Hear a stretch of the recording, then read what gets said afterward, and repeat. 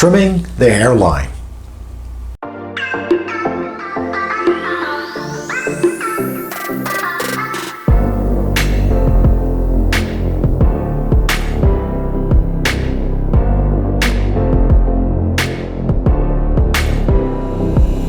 Hi, I'm Steve Luttrell, your hair loss consultant. Welcome to my channel, The Real Deal, where I talk about your hair loss, why you've lost your hair, and is there anything you can do to get it back. All right, so before we get started, make sure that, if you've watched my channel or you're watching it for the first time, don't forget to subscribe to my channel. That's how I keep going, and this way you keep up with all the latest things that I've got for you and all the information that I've got for you. And also stay tuned. I'm going to be releasing a DIY book real soon. Merry Christmas, Happy Holidays. And so you can start your 2021 with a whole new attitude, guys. Good hair, less stress, good instructions, and everything you need to DIY your hair at home. Okay, guys? All right. Let's get started. Today, we're going to be talking about trimming or altering the hairline of your non-surgical hair system. Now, when you get your hair system in the beginning, it usually has extra lace or extra skin, depending on which you get. But you've got this extra piece that has no hair in it. So obviously that needs to be removed in order for you to wear it. So I see a lot of people on the internet that suggest using, and these aren't professionals, these are DIY guys that are, going in their toolbox and using things out of their toolbox to do this. But you see a lot of guys that are using Xacto knives. Please do not use an Xacto knife to do this. As you see in the video here, that Xacto knife is very hard to control. It also is very sharp, and you can cut yourself very easily. And if you're putting it on a styrofoam head, or you're putting it on a canvas head or block, if there's already grooves from your previous cutting, you might just get into that groove and it might follow that groove and screw everything up. So it's really important that you do not use an Xacto knife. Okay? All right, so let's move on. So do you alter what is given to you by the factory or the manufacturer, the company that you bought your hair system from? Do you alter the recession that has already been given to you, or the hairline that has already been given to you? I know a lot of guys that really want to be creative and want to get crazy and create this maybe widow's peak or off-centered hairline. Okay, but the thing is, you have to duplicate it, because if you're a little bit off the next time, it's going to be noticeable. A little bit is a lot when you're talking about that hairline. So your consistency of every single time has to be dead on. Very, very hard to do. The other thing is the densities in each hair system you're wearing exactly the same? Most of the time, because of where these are made, and because they're handmade, you're not going to get an exact. So if you go into the hairline and you go back behind the natural hairline that was given to you by the factory or the company you bought the hair system from, and you go into it too much, it might get thicker and then show a hard edge because you've now cut in and cut little stubbles of hair, and now it looks like you took your scissors and you let your 3-year-old trim your bangs. So I don't recommend that you start altering the natural contour of the hair system itself, the recession.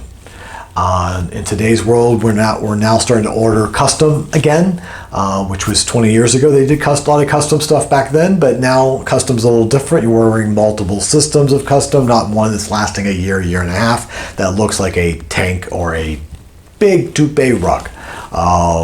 So again, we're having to deal with things that we need multiples of. So we need consistency when we need get these multiples, and we need them to be the same every single time. So again, the less screwed up variables you can put in the box, the better off you are. So the hair system comes with a recession, whether it be a C recession, a double C recession, whatever that recession may be. it comes with it, and I would stay on to that Recession. I would alter it very little if you do, but make sure you know what you're doing when you do alter it, because it can make it look a lot worse than what you thought it looked before. Okay? But having the right Recession helps. Check out my other video that talks about hair recessions. Okay, to get started, you're going to need a few tools that I suggest and I use personally. The first thing is a good magnifying tool, whether it be magnifying glasses or a magnifying kind of mask kind of product that you can purchase, or you can actually buy facial magnifiers, but I don't like those as much. They're kind of distorted, and because you're working underneath it, it's a little harder to do. My suggestion is just get you a good pair of magnifiers, and another thing you need is really good light. They have magnifiers that have little flashlights on them you can purchase. Check out my links below and you'll see those also you can purchase. But overall, basically, magnifiers are something you definitely want to check out. Check out readers.com. They got some great magnifiers, some great cost. Again, down in my link below, hit the link, go over to readers.com and check them out. So again, magnifier, really important, and everybody's different. Find the one that's best for you. You don't want to over magnify, you don't want it too big, but just a couple notches up bigger than what it was. All right. The other thing is light. Make sure you have great light. You want to make sure that you can really see really well, because again, this is very delicate, very precise. You want it to be point on. You don't want to get this messed up. All right. So good light. All right. The other thing you want is a good sharp pair of shears. Now, there's a few different shears you can purchase. There's you can go to an art and craft stores like Michael's. They have these little shears that are used for material, that are used for sewing. They have little swans on them, some of them do.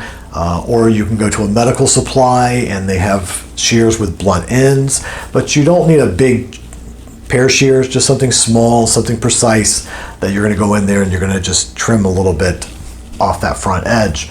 But you want to make sure that the shears are sharp. Otherwise, you're not going to cut that front edge.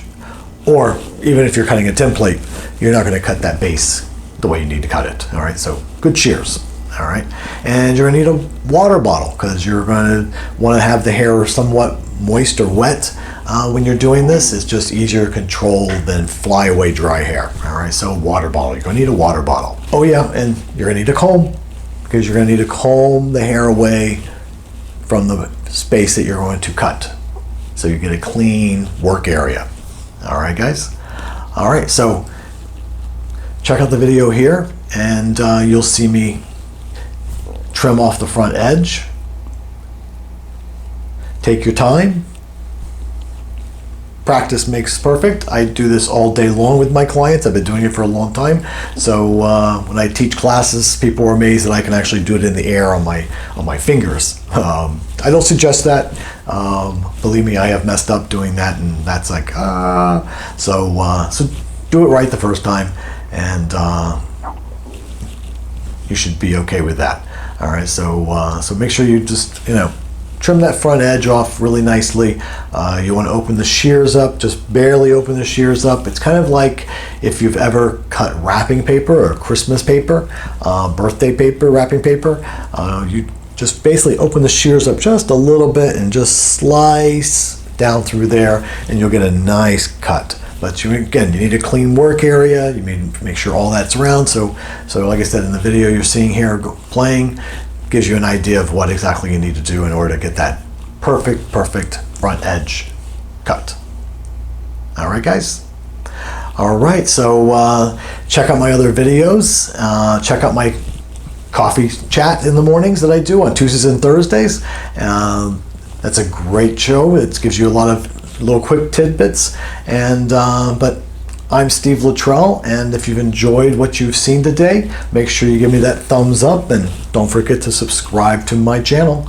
And I'm Steve Luttrell, your hair loss consultant, and this has been The Real Deal. Have a great hair day, guys.